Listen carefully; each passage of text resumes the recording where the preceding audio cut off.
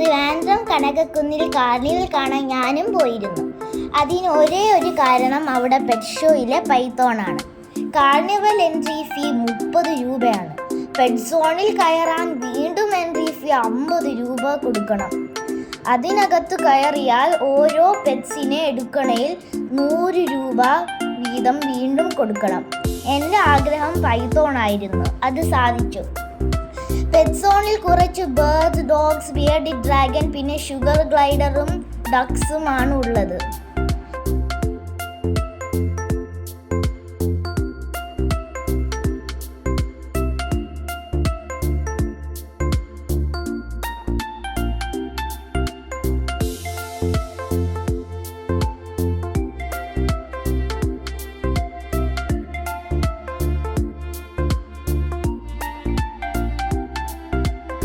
Horse ride, camel ride ഉണ്ട്. പിന്നെ food court സാധാരണക്കാർക്ക് പറ്റിയ ഒന്നും തന്നെ കഴിക്കാനില്ല. വട, ചായ പോലെയുള്ള ഐറ്റംസ് കാണാനില്ല. ഉള്ളതെല്ലാം കോസ്റ്റ്ലി ഫുഡ്സ് ആണ്. പിന്നെ കുറേ സ്റ്റോൾസ് ഉണ്ട്. വീഡിയോസ് ഇടാൻ മാത്രം ഒന്നുമില്ല അവിടെ.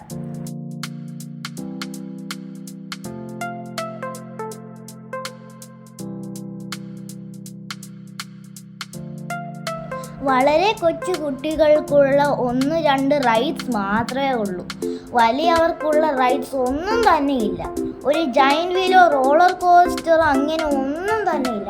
കാർണിവൽ എന്നൊക്കെ പറയുമ്പോൾ അത് വേണമല്ലോ.